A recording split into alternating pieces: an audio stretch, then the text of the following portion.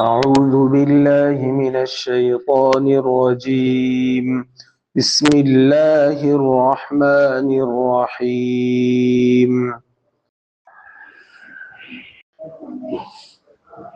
ويقولون آمنا بالله وبالرسول وأطعنا ثم يتولى فريق منهم من بعد ذلك وما أولئك بالمؤمنين. وإذا دعوا إلى الله ورسوله ليحكم بينهم إذا فريق منهم معرضون وإن يكن لهم الحق يأتوا إليه مذعنين. أفي قلوبهم مرض أم ارتابوا أم يخافون أن يحيف الله عليهم ورسوله بل أولئك هم الظالمون. إنما كان قول المؤمنين إذا دعوا إلى الله ورسوله ليحكم بينهم أن يقولوا سمعنا وأطعنا وأولئك هم المفلحون. ومن يطع الله ورسوله ويخشى الله ويتقه فأولئك هم الفائزون. وأقسموا بالله جهد أيمانهم لئن أمرتهم ليخرجن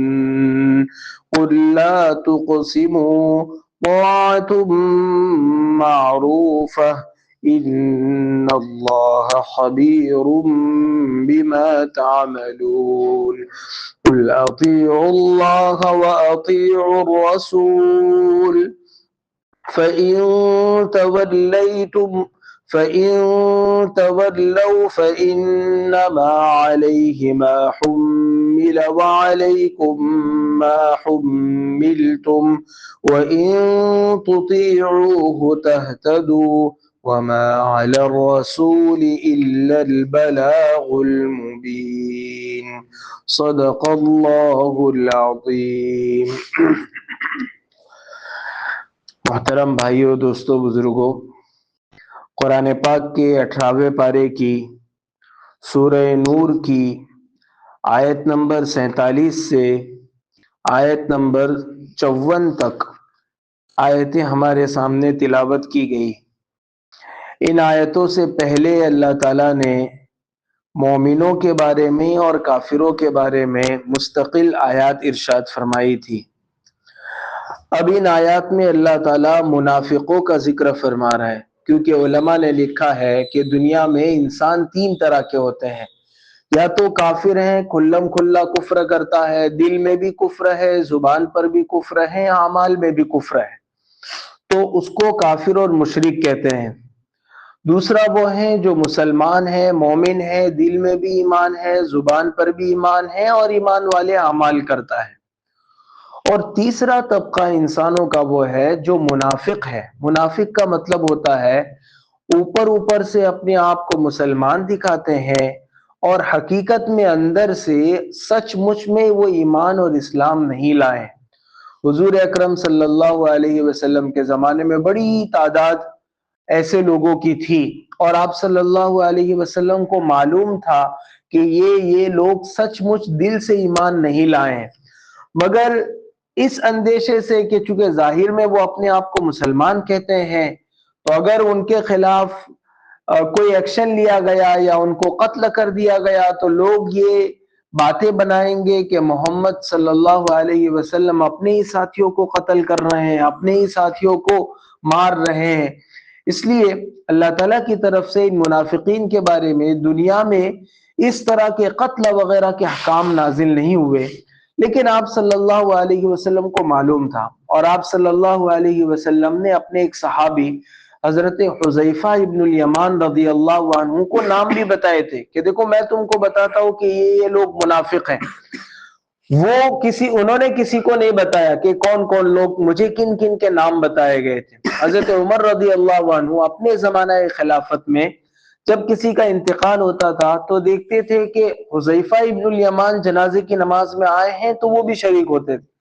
اگر وہ نہیں آتے تھے تو حضرت عمر رضی اللہ عنہ سمجھ جاتے تھے کہ یہ شخص مرنے والا منافق ہے. اور خود اپنی وفات سے پہلے حضرت عمر رضی اللہ عنہ نے جب وہ بیمار ہو گئے اور ان پر حملہ ہوا، ایک قاصد کو بھیج کر یہ معلوم کروایا تھا کہ عمر یہ تو نہیں پوچھتا ہے کہ تمہیں حضور صلی اللہ علیہ وسلم نے منافقوں کے جو نام بتلائے تھے وہ تم بتلاؤ، پر صرف اتنا پوچھتا ہے کہ کہیں عمر کا نام تو اس میں شامل نہیں ہے. صحابہ ڈرتے تھے کہ کہیں ہم مومنین کے بجائے منافقین میں شامل نہ ہو. اور منافق کے بارے میں قرآن پاک میں اللہ تعالیٰ نے فرمایا ہے کہ جہنم کے سب سے نچلے طبقے میں ان کو ڈالا جائے، یعنی کافروں سے بھی نیچے، چونکہ یہ اپنے آپ کو مسلمان دکھاتے تھے اور حقیقت میں دل سے اللہ کا انکار کرتے تھے، دل سے حضور اکرم صلی اللہ علیہ وسلم کو جھٹلانے والے لوگ تھے. اس لیے ان کا عذاب کافروں کے مقابلے میں بھی زیادہ سخت رکھا گیا ہے. چنانچہ ان آیتوں میں اللہ تعالیٰ نے اوپر کی آیتوں میں مومنین اور کافروں کا تذکرہ فرمایا، اب ان آیتوں میں اللہ تعالیٰ منافقین کا تذکرہ فرماتے ہوئے کہتے ہیں. قرآن پاک کی بہت سی آیتوں میں منافقین کا تذکرہ ہے. سورہ بقرہ میں تو بہت تفصیل سے اللہ تعالیٰ نے منافقوں کا ذکر فرمایا ہے، انہوں نے کیسے کیسے حضور اکرم صلی اللہ علیہ وسلم کو مدینہ منورہ میں ستایا، کس کس طرح اور اس آیت میں، اس صورت میں بھی جو شروع میں جو واقعات گزرے ہیں حضرت عائشہ رضی اللہ عنہا کے، وہ سارا وہ منافقین کا گھڑا ہوا تھا اور منافقین ہی نے اس کو چلایا تھا. تو بہرحال اس آیت کریمہ میں اللہ تعالیٰ نے منافقین کی دو بڑی باتیں اور دو بڑی مثالیں ذکر فرمائی ہیں کہ یہ لوگ کیسے ہیں، اس کو سمجھانے کے اللہ تعالیٰ نے دو مثالیں ذکر فرمائی ہے. پہلی مثال تو یہ ہے وَيَقُولُونَ آمَنَّا بِاللَّهِ وَبِالرَّسُولِ وَأَطَعْنَا ثُمَّ يَتَوَلَّى فَرِيقٌ مِّنْهُم مِّن بَعْدِ ذَلِكَ وَمَا أُولَٰئِكَ بِالْمُؤْمِنِينَ. کہ ظاہر میں تو کہتے کہ ہم ایمان لائے، ہم اللہ پر بھی ایمان لائے، رسول پر بھی ایمان لائے صلی اللہ علیہ وسلم، اور جو حکم وہ دیں گے ہم اس کو مانیں گے، لیکن جب بات آتی ہے ان کے کسی مقدمے کی، ان کے کسی آپس کے جھگڑے کی، ایسی کوئی بات آتی ہے جو ان کی نفسانی خواہش کے خلاف ہو، تو پھر یہ لوگ اللہ اور اس کے رسول کی بات نہیں مانتے ہیں. تو دو تین آیتوں میں اللہ تعالیٰ نے اسی کا ذکر فرمایا. چنانچہ اللہ تعالیٰ ارشاد فرماتے ہیں، اور یہ منافقین کہتے ہیں کہ ہم نے اللہ تعالیٰ کو اور رسول کو مانا اور ہم نے ان کی اطاعت کی، ان کی پیروی اور ان کی فرما برداری کی، یعنی ان کی باتوں کو مانا. پھر اس کہنے کے بعد ان منافقوں کی ایک جماعت اللہ تعالیٰ اور اس کے رسول کے حکم سے پھر جاتی ہے. وَمَا أُولَٰئِكَ بِالْمُؤْمِنِينَ. حقیقت میں وہ لوگ ایمان والے نہیں ہیں. آپ کو دکھاتے ہیں کہ ہم ایمان والے ہیں، آپ کے ساتھ مسجد میں نماز پڑھنے کے لیے آتے ہیں، آپ لوگوں کے ساتھ وہ روزہ رکھتے ہیں، آپ لوگوں کے درمیان اٹھتے بیٹھتے ہیں، لیکن حقیقت میں اللہ کی نگاہ میں وہ مسلمان نہیں ہے. یہ تو منافقین کے بارے میں. لیکن ہر آدمی کو اللہ تعالیٰ سے اس معاملے میں اللہ تعالیٰ کی پناہ مانگنا چاہیے کہ وہ نفاق پر مرے. آپ صلی اللہ علیہ وسلم کے دنیا سے پردہ فرما جانے کے بعد نفاق کی وہ شکل تو نہیں رہی، لیکن نفاق یعنی ہم کسی کو یہ نہیں کہہ سکتے کہ یہ منافق ہے، لیکن آپ صلی اللہ علیہ وسلم نے کچھ اعمال بتلائے ہیں کہ یہ عمل جس کے اندر پایا جائے سمجھو اس میں نفاق کا وائرس ہے. پورا منافق تو نہیں کہہ سکتے لیکن اس کا عمل منافقوں جیسا ہے. جیسے آپ نے فرمایا جو بولے تو جب بات کریں تو وہ جھوٹ بولے، جب وعدہ کرے تو اس کے خلاف کریں. تو اس طرح مختلف نشانیاں کچھ حضور اکرم صلی اللہ علیہ وسلم نے بیان فرمائی ہے. تو جب منافقوں کے احوال سے آدمی گزرے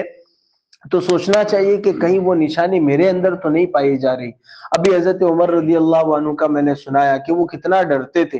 اور اتنے بڑے صحابی ہو کر وہ یہ سوچتے تھے کہ کہیں عمر کا نام تو منافقوں کی لسٹ میں نہیں ہے.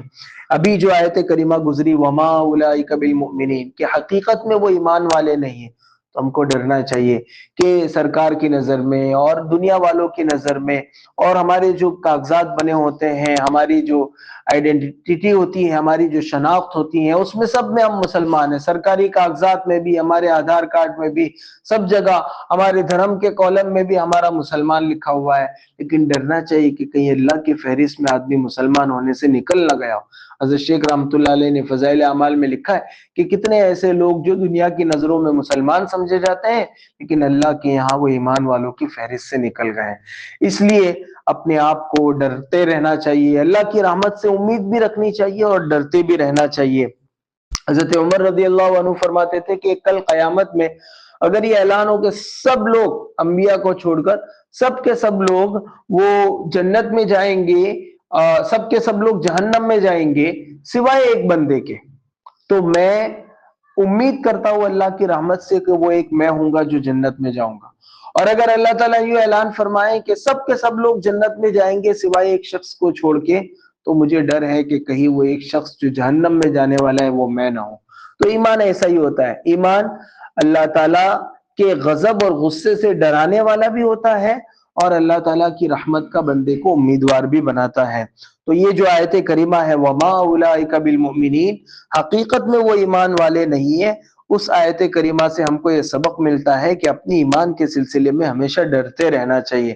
دوسری آیت کریمہ میں اللہ رب العزت ارشاد فرماتے ہیں وَإِذَا دُعُوا إِلَى اللَّهِ وَرَسُولِهِ لِيَحْكُمَ بَيْنَهُمْ إِذَا فَرِيقٌ مِّنْهُمْ مُعْرِضُونَ، اور جب ان لوگوں کو یعنی ان منافقوں کو اللہ تعالیٰ اور اس کے رسول کی طرف بلایا جاتا ہے تاکہ وہ رسول اللہ صلی اللہ علیہ وسلم اللہ کے حکم کے مطابق ان کے درمیان فیصلہ کرے، تب ان میں سے ایک جماعت کے لوگ منہ پھرا لیتے ہیں، اور اگر خود ان منافقوں کا کسی سے کچھ حق نکلتا ہو تو بڑے ہی فرما بردار بن کر اس رسول کے پاس چلے آتے ہیں۔ اصل میں مدینہ میں ایک منافق تھا جس کا نام تھا بشر، اس کا ایک مرتبہ ایک یہودی سے جھگڑا ہو گیا زمین کے معاملے میں، تو یہودی نے کہا کہ یہودی کی زمین تھی، وہ منافق نے قبضہ کر رکھا تھا، تو یہودی نے کہا کہ آؤ چلو، تم تو اپنے آپ کو ایمان والے کہتے ہو، تو حضور صلی اللہ علیہ وسلم کے پاس جاتے ہیں، وہ اللہ کے رسول ہیں، وہ عدل اور انصاف کے ساتھ، امانت اور دیانت کے ساتھ ہمارے درمیان فیصلہ کر دیں گے۔ تو منافق نے یہ کہا کہ نہیں، ہم حضور صلی اللہ علیہ وسلم کے پاس یہ مقدمہ لے کر، یہ اپنا کیس لے کر نہیں جاتے، چونکہ اس کو معلوم تھا کہ ہم اگر دربار رسالت میں گئے تو سب دودھ اور پانی سب ایک صاف صاف باہر نکل کر آ جائے گا، سارا کچا چٹھا اس کا کھل جائے گا۔ تو اس نے یہ کہا کہ بجائے اس کے کہ ہم حضور صلی اللہ علیہ وسلم کے پاس جائیں، ہم کعب بن اشرف کے پاس جا کر اپنے مقدمے کا فیصلہ کروائیں گے۔ کعب بن اشرف یہودیوں کا سردار تھا، یعنی کتنی عجیب بات ہے، ایک یہودی کہہ رہا ہے کہ ہم آپ کے نبی کے پاس جا کر فیصلہ کرواتے ہیں، اور ایک مسلمان دکھانے والا اپنے آپ کو جو حقیقت میں منافق تھا وہ کہتا ہے کہ نہیں، ہم تمہارے سردار یعنی کعب ابن اشرف کے پاس جائیں گے۔ اس پر اللہ تعالیٰ نے آیت کریمہ اتاری کہ دیکھو ان منافقوں کو جب یہ کسی کا حق دباتے ہیں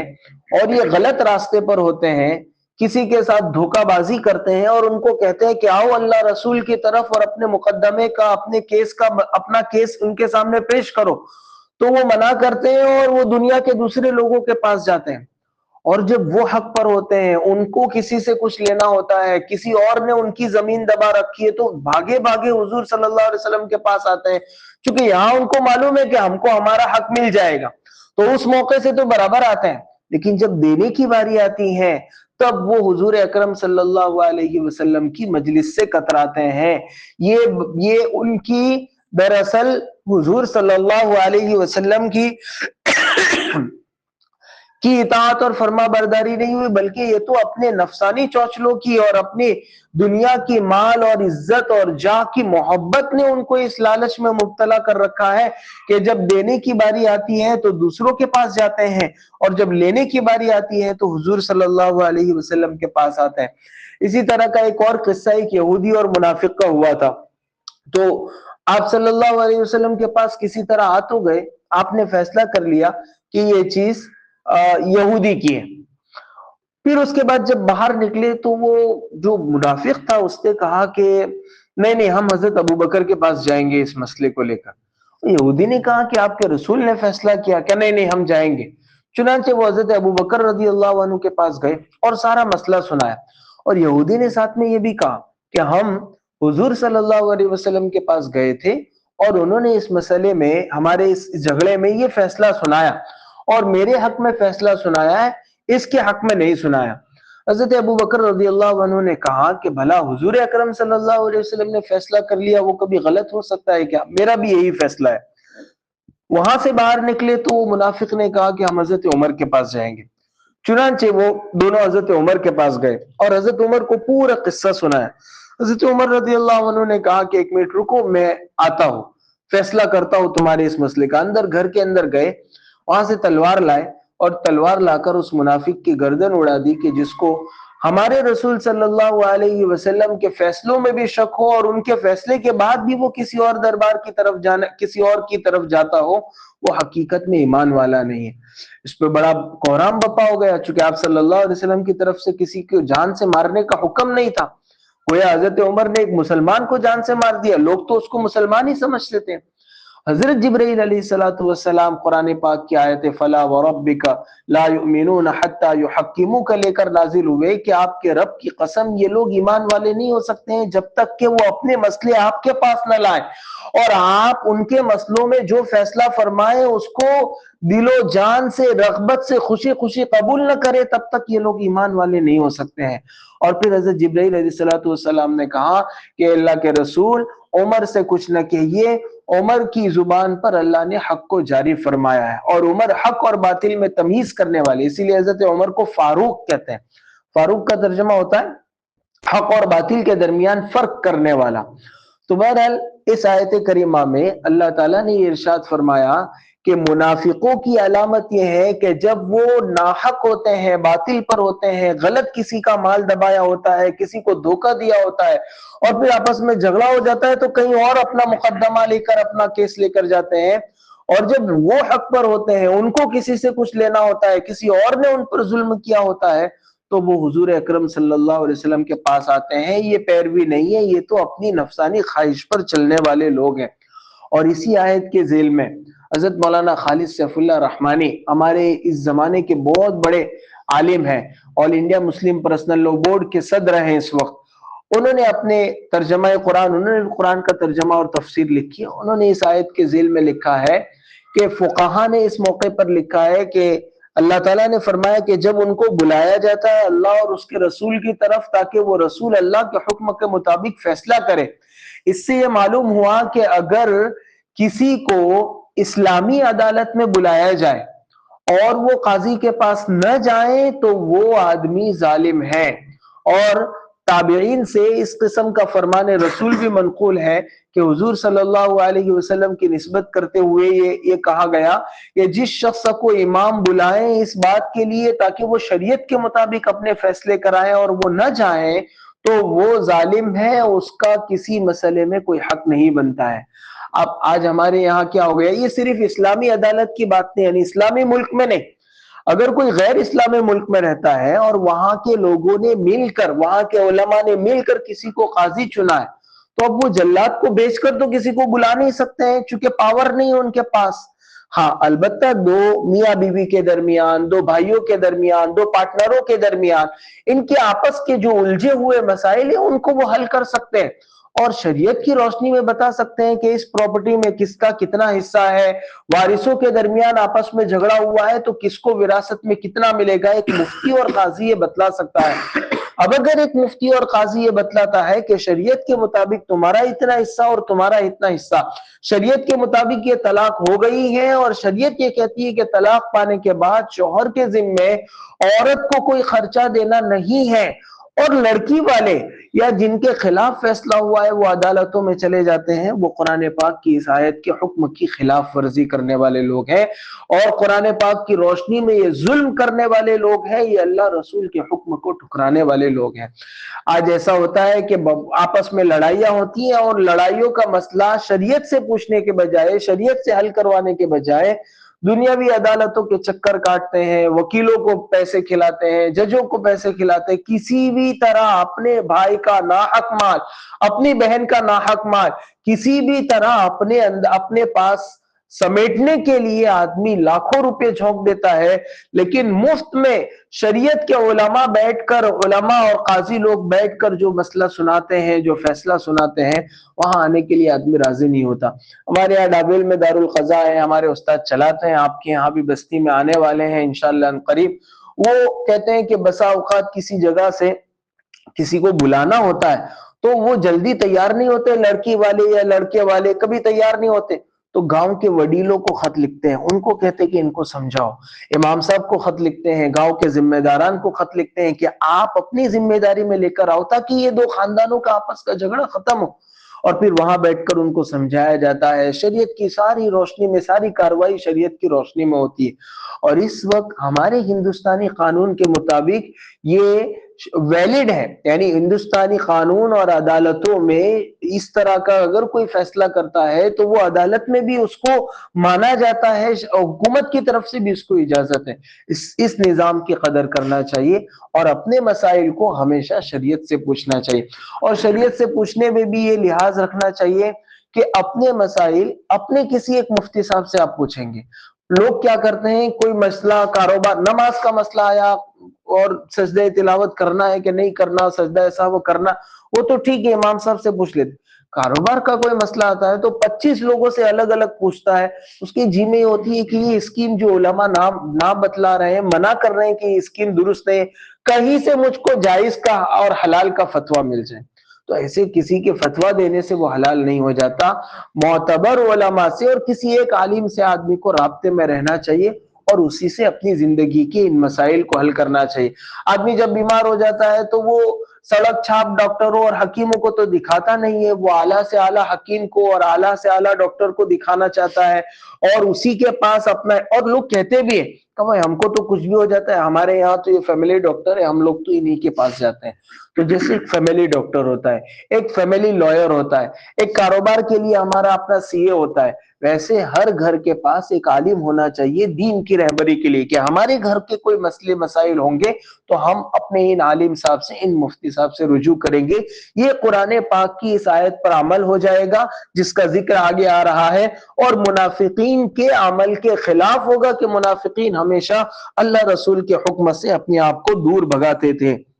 آگے اللہ تعالیٰ نے ان کی اس طرز عمل پر کہ یہ کیا بات ہو گئی، جب لینے کی بات آتی ہے تو حضور کے پاس آتے ہیں، اور جب دینے کی بات آتی ہے تو دنیا کے دوسرے سرداروں کے پاس جاتے ہیں۔ ان کے اس طرز عمل پر آگے اللہ تعالیٰ نے پھٹکار لگائی اور فرمایا افی قلوبہم مرض، کیا ان کے دلوں میں کفر کی بیماری ہے، ام ارتابو، یا وہ آپ کے رسول ہونے کے بارے میں کوئی شک میں پڑے ہوئے ہیں، ام یخافون ان یحیف اللہ علیہم ورسولہ، یا ان کو کوئی خوف اور ڈر ہے کہ اللہ تعالیٰ اور اس کا رسول ان پر ظلم کریں گے۔ ظاہر ہے کہ اللہ اور اس کا رسول کیسے ظلم کر سکتے ہیں، وہ تو آئے ہی ہیں عدل اور انصاف کرنے کے لیے۔ بل اولئک هم الظالمون، بلکہ وہی لوگ ظلم کرنے والے لوگ ہیں، یہی منافقین اپنے آپ پر ظلم کرنے والے لوگ ہیں۔ اب ان کے مقابلے میں ایمان والوں کا اللہ تعالیٰ نے آگے ذکر فرمایا، انما كان قول المؤمنین اذا دعوا الى الله ورسوله ليحكم بينهم ان يقولوا سمعنا واطعنا۔ ایمان والوں کی بات تو یہ ہوتی ہے کہ جب ان کو اللہ اور اس کے رسول کی طرف اس مقصد کے لیے بلایا جاتا ہے کہ رسول ان کے درمیان فیصلہ کرے، تو وہ خوشی خوشی یہ کہتے ہیں سمعنا واطعنا، کہ ہم نے سن لیا اور ہم نے مان لیا۔ صرف سننا کافی نہیں ہے، سننے کے بعد ماننا بھی۔ صرف ادا شرعی پنچ میں مسئلہ لے جانا، کسی مفتی صاحب سے فتویٰ پوچھنا کافی نہیں ہے، اس فتویٰ پوچھنے کے بعد اس پر عمل کرنا، اس کی پیروی کرنا۔ اب آدمی کیا کرتا ہے، محلے میں کسی سے جھگڑا ہے، وہ دارالافتاء میں مسئلہ پوچھے گا، دارالافتاء میں مسئلہ پوچھا، مسئلہ آیا اس کے پاس، دیکھا تو وہ اس کے خلاف جواب دیا تھا مفتی صاحب نے، اور جس شخص کے خلاف وہ فتویٰ چاہ رہا تھا اس کی تائید میں مفتی صاحب نے فتویٰ دیا۔ تو ہمارے حضرت فرماتے ہیں کہ ایسے موقع سے امام صاحب کے خلاف لکھا، کسی عالم صاحب کے خلاف لکھا، دارالافتاء سے مفتی صاحب نے فتویٰ جو دیا وہ امام صاحب کی تائید میں پڑھ رہا تھا، تو پھر وہ بتاتا نہیں ہے، پھر وہ تکیے کے نیچے چھپا کر رکھ دیتا ہے اس کو، چونکہ اس کے خلاف جا رہا ہے، وہ جو چاہتا تھا وہ اس کو حاصل نہیں ہوا۔ اور اگر امام صاحب کے خلاف، محلے کے کسی شخص کے خلاف فتویٰ ہو گیا تو وہ مسجد میں لا کے لوگوں کو دکھائے گا کہ دیکھو یہ فتویٰ ہے، تو یہ تو امانت داری کے خلاف ہے نا۔ آپ کے خلاف پڑا تو آپ شریعت کا حکم چھپا رہے، یہ تو وہی بات ہو گئی یہودیوں کی اور منافقوں کی اور عیسائیوں کی۔ وہ ایسا کرتے تھے کہ جب اپنے رہبانوں اور اپنے علماء سے پوچھنے جاتے تھے، لگتا تھا کہ یہ مسئلہ ہماری فیور میں نہیں ہے تو اس کو عدل بدل دیتے تھے، اس کو چھپا دیتے تھے، اور لگتا تھا کہ یہ مسئلہ ہماری فیور میں ہے تو اس کو لوگوں کے درمیان اچھالتے تھے۔ یہ مومن کی علامت نہیں ہے۔ مومن کی علامت تو یہ ہے کہ وہ شریعت کے مسائل شریعت کے جاننے والوں سے پوچھیں، اور پوچھنے کے بعد پھر اس کو فالو کریں، اس پر عمل کریں۔ ان یقولوا سمعنا واطعنا، ہم نے سن لیا اور ہم نے اطاعت کر لی۔ آگے اللہ تعالیٰ فرماتے ہیں وَأُولَئِكَ هُمُ الْمُفْلِحُونَ، یہی لوگ کامیابی پانے والے ہیں، یعنی جو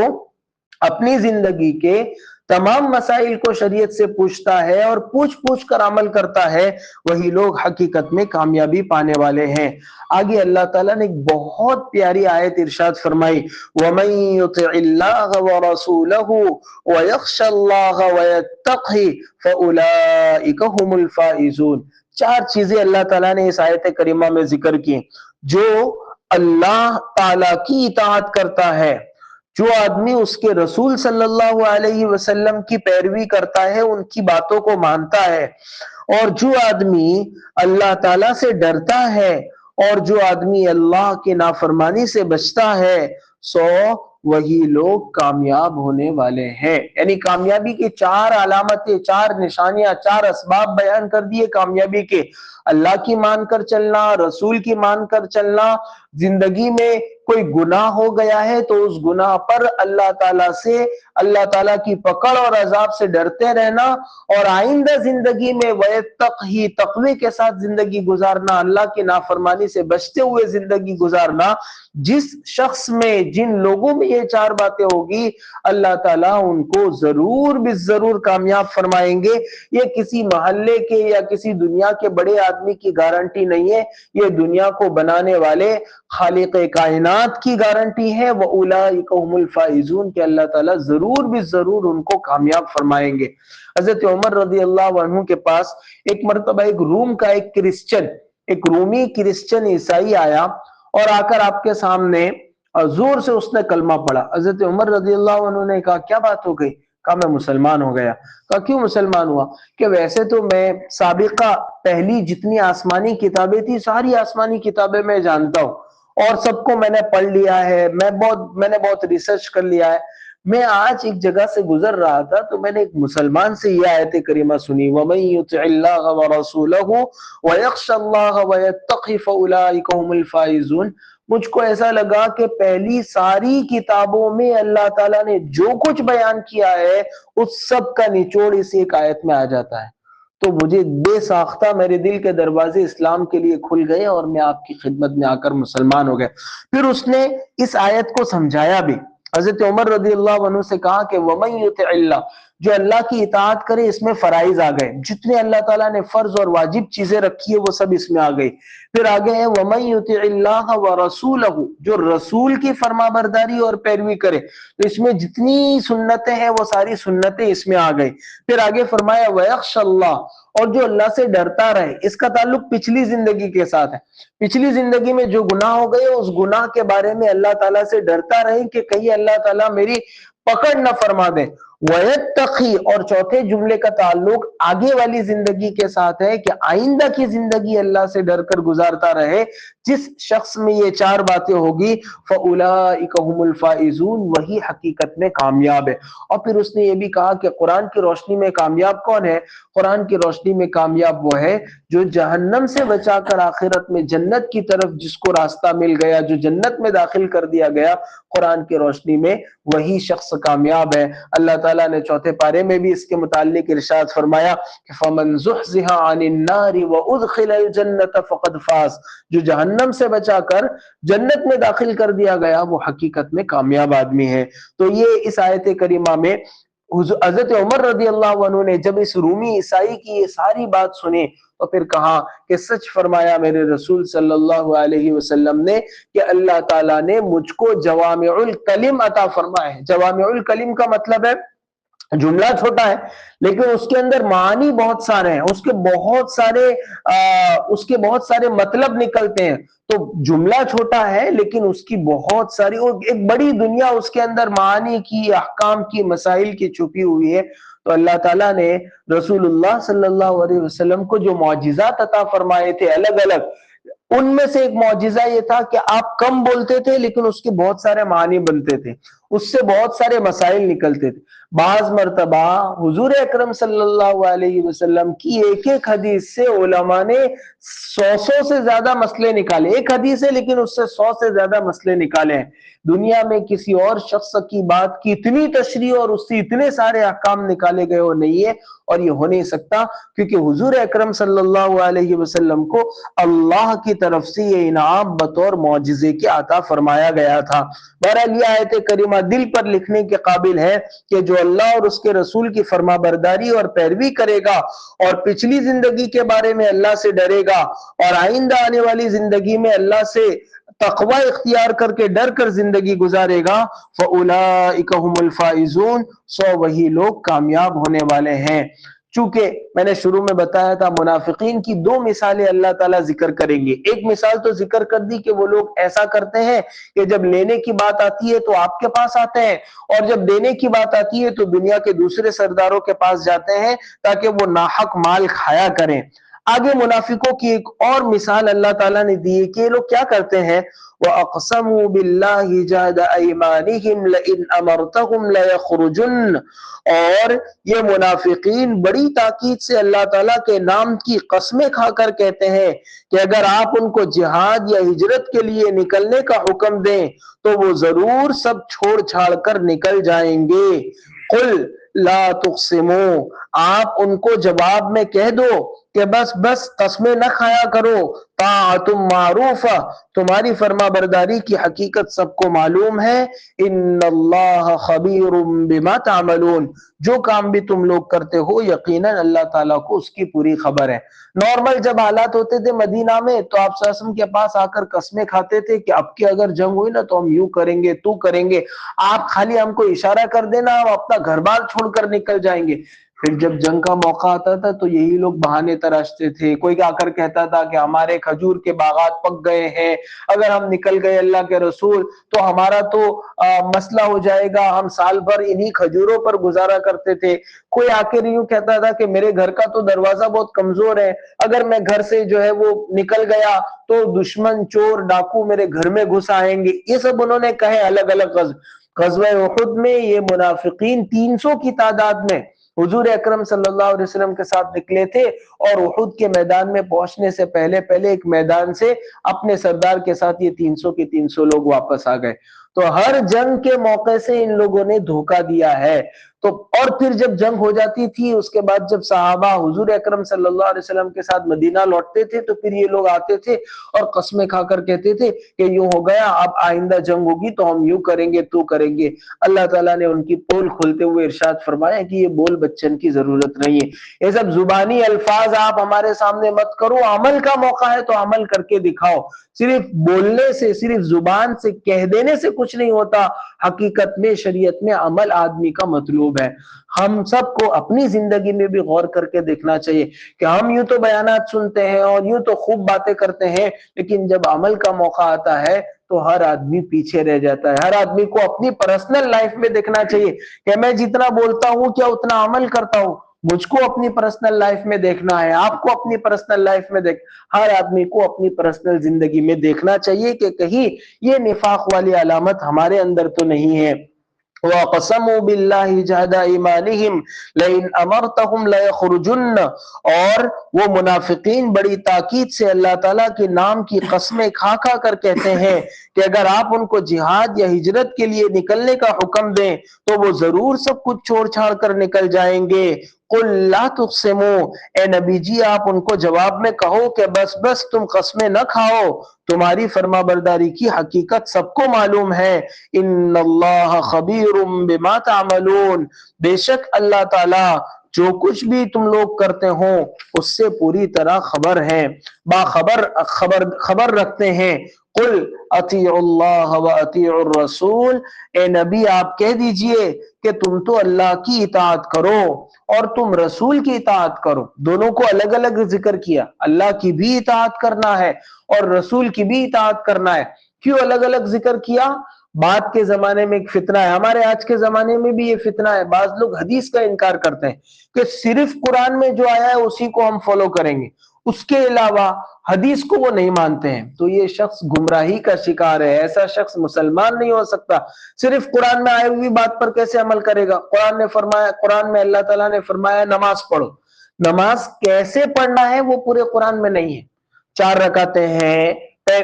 سورہ فاتحہ پڑھنا ہے، سورت پڑھنا ہے، پھر رکوع کرنا ہے، ترتیب قرآن میں نہیں ہے، وہ حدیث میں ہے۔ قرآن میں زکوٰۃ دو، کیسے دینا ہے، کس مال کی، وہ یہاں حدیث قرآن میں نہیں ہے۔ حدیث میں حضور صلی اللہ علیہ وسلم نے تفصیل سے پورا ارشاد فرمایا ہے کہ کتنے جانور ہو تو کتنی زکوٰۃ ہوگی، کتنا سونا ہو تو کتنی زکوٰۃ ہوگی، کتنی چاندی ہو، پورا تفصیل سے۔ اب یہ لوگ جو اپنے آپ کو اہل اور نام بھی رکھتے ہیں، وہ اپنے آپ کا اہل قرآن، ہم قرآن والے لوگ ہیں، حالانکہ یہ قرآن ہی کا انکار کرتے ہیں۔ قرآن میں اللہ نے ارشاد فرمایا ہے کہ رسول اللہ کا بھی مانو اور رسول کا مانو۔ تو اگر وہ یہ کہتے ہیں کہ ہم قرآن کو مانتے ہیں تو قرآن میں تو اللہ نے کہا کہ رسول کا مانو، تو پھر رسول کی کیوں نہیں مانتے ہیں؟ اور قرآن میں اللہ تعالیٰ نے ارشاد فرمایا کہ جو کچھ رسول تم کو، ما آتاکم الرسول فخذوہ وما نہاکم عنہ فانتہوا، جو کچھ رسول تم کو دیں تو تم اس کو لو، اس پر عمل کرو، اور جس سے روکے اس سے رک جاؤ۔ ایک مرتبہ حضرت عبداللہ ابن مسعود رضی اللہ عنہ کے پاس کوئی مسئلہ پوچھا گیا، انہوں نے وہ مسئلہ بتایا کہ یہ عورت کا، یہ طلاق کا یہ مسئلہ ہے، اس میں شریعت کا یہ حکم۔ تو وہ سامنے والے نے کہا کہ قرآن میں تو کہیں نہیں ہے۔ کہا قرآن پڑھنا چاہیے، کیوں نہیں ہے قرآن میں؟ قرآن میں اللہ تعالیٰ نے ارشاد فرمایا ما آتاکم الرسول فخذوا وما نہاکم عنہ فانتہوا، کہ رسول جو کہے وہ لو، عمل کرو۔ اور یہ جو میں مسئلہ بتا رہا ہوں وہ حضور اکرم صلی اللہ علیہ وسلم کی حدیث کی روشنی میں آپ سے سن کر میں یہ مسئلہ بتا رہا ہوں۔ تو اللہ تعالیٰ نے یہاں دونوں کو الگ الگ ارشاد فرمایا، قل اطیعوا اللہ و اطیعوا الرسول، صرف اللہ کے ماننے کا دعویٰ کرنے سے کام نہیں چلے گا، اللہ کی بھی مانو، اور اللہ نے جو رسول صلی اللہ علیہ وسلم کو بھیجا ہے وہ بھی اللہ ہی کی حکم کی روشنی میں چیزیں بتلاتے ہیں، ان کی بھی تم اطاعت کرو۔ فَإِن تَوَلَّوْا فَإِنَّمَا عَلَيْهِ مَا حُمِّلَ وَعَلَيْكُمْ مَا حُمِّلْتُمْ، سو اگر تم منہ پھراؤ گے اور رسول کی بات نہیں مانو گے تو اس رسول پر اتنا ہی بوجھ ہے جس کی ذمہ داری ان پر رکھی گئی ہے۔ یعنی رسول کا کام تو صرف پہنچانا ہے، اور تمہارا کام اس رسول کی بات کو سن کر اس پر عمل کرنا ہے، اس کو سچ جان کر اس پر عمل کرنا ہے۔ رسول پر اتنا ہی بوجھ ہے جس کی ذمہ داری ان پر رکھی گئی ہے، اور جو کچھ رسول کی اطاعت کا بوجھ تم پر رکھا گیا ہے اس کے ذمہ دار تو تم خود ہی ہو۔ اور اگر تم اس رسول کی اطاعت کرو گے وَإِن تُطِيعُوهُ تَهْتَدُوا، تو ہدایت پر آ جاؤ گے۔ آپ صلی اللہ علیہ وسلم کی سنت پر عمل کرنے کا سب سے بڑا فائدہ یہ ہے کہ آدمی گمراہی سے بچ جاتا ہے، پھر وہ ہدایت کے راستے سے کبھی باہر نہیں آ سکتا، وہ ہدایت کے راستے پر چلتے رہتا ہے۔ بڑے بڑے لوگوں نے حضور اکرم صلی اللہ علیہ وسلم کی چھوٹی چھوٹی سنتوں پر عمل کر کے وہ بڑے ہوئے۔ حضرت امام احمد ابن حنبل رحمۃ اللہ علیہ بہت بڑے عالم ہیں، حدیث فقہ میں 4 بڑے امام ہیں، امام ابو حنیفہ، امام مالک، امام شافعی اور امام احمد۔ یہ جو امام احمد ابن حنبل رحمۃ اللہ علیہ ہے، ان کے بارے میں آتا ہے کہ ایک مرتبہ وہ باتھ روم میں نہانے کے لیے گئے۔ پہلے زمانے میں باتھ روم اوپن ہوتے تھے، یعنی پورے محلے کے بیچ میں ایک باتھ روم ہوتا تھا، اور لوگ وہاں سطر کا لحاظ نہیں رکھتے تھے، ایسے ہی تھوڑا سا جو سطر کا بڑا حصہ ہے اس کو چھپا کے یہ ران وغیرہ کا حصہ ان کا کھلا رہتا تھا، اور ایسے ہی بے شرمی سے نہاتے تھے۔ انہوں نے کہا کہ نہیں، ہم ایسا نہیں کریں گے، چونکہ اللہ کے رسول صلی اللہ علیہ وسلم نے ہم کو اس کی اجازت نہیں دی، ہم کو تو گھٹنوں سے لے کر ناف تک کا مرد کا سطر ہے اس کو چھپانا چاہیے، چنانچہ وہ چھپا کر نہائے۔ رات کو کسی نے خواب میں دیکھا کہ تم نے شریعت اور سنت پر عمل کیا ہے، ہم اس کی برکت سے تم کو بہت سارا علم دیں گے، ہم اس کی برکت سے تم کو امام بنائیں گے۔ پھر اتنے بڑے امام بنے۔ حدیث کی کتاب ہے سنن ابو داؤد. یہ ابو داؤد شریف جو حدیث کی کتاب ہے، اس کے لکھنے والے امام ابو داؤد رحمۃ اللہ علیہ، ان کے متعلق لکھا ہے ایک مرتبہ وہ کشتی پر سوار ہونے کے لیے کشتی سے اترے، اور کشتی میں بیٹھے ہوئے ایک شخص نے کشتی کے نکل جانے کے بعد اس کو چھینک آئی، اور اس نے چھینک میں الحمدللہ کہا. اب ہم کو سکھایا گیا ہے، سنت ہے کہ چھینکنے والا اگر الحمدللہ کہیں تو جواب میں اس کو یرحمک اللہ کہنا چاہیے، مگر وہ یرحمک اللہ کی آواز اس تک نہیں جاتی تھی چونکہ وہ کشتی جا چکی تھی. تو وہ مستقل دوسری کشتی کرائے پر لیے، اس میں بیٹھے،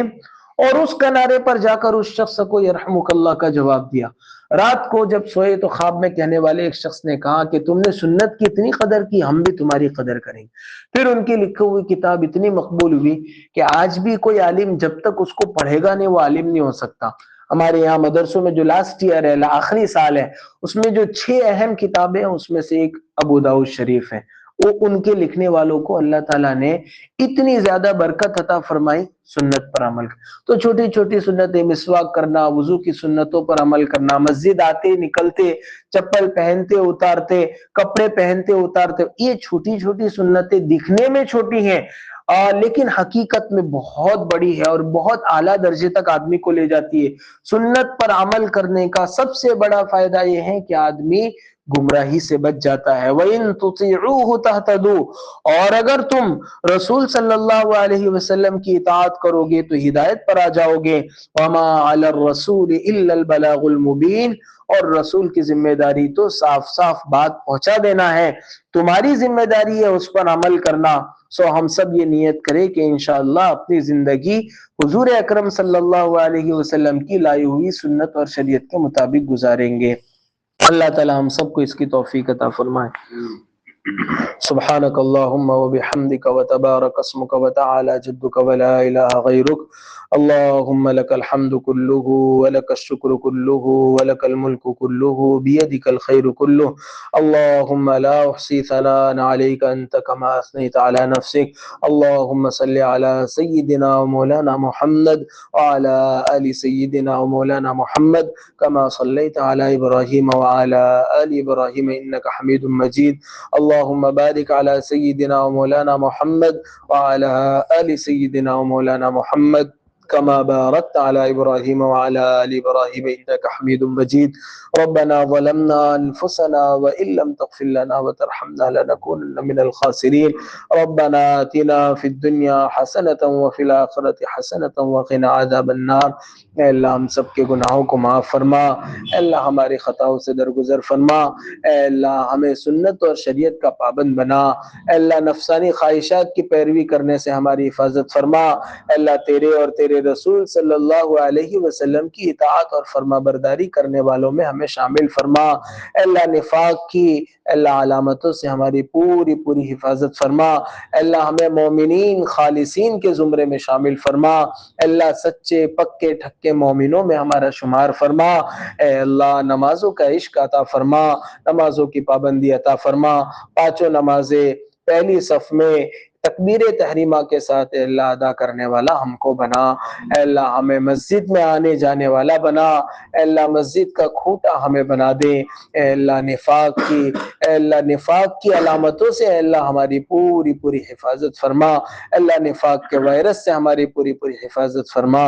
نبی اکرم صلی اللہ علیہ وسلم نے خیر کی لائن سے جتنی دعائیں مانگی اور بتلائیں ہمیں اور پوری امت کو عطا فرما، جن شرور سے پناہ چاہیے ان سے ہماری اور پوری امت کی حفاظت فرما، محض اپنے فضل اور کرم سے، اور نبی پاک صلی اللہ علیہ وسلم کے صدقہ طفیل ہماری دعاؤں کو قبول فرما۔ ربنا تقبل منا انك انت السميع العليم وتب علينا انك انت التواب الرحيم، وصلى الله تعالى على خير خلقه سيدنا ومولانا محمد وآله وأصحابه أجمعين برحمتك يا أرحم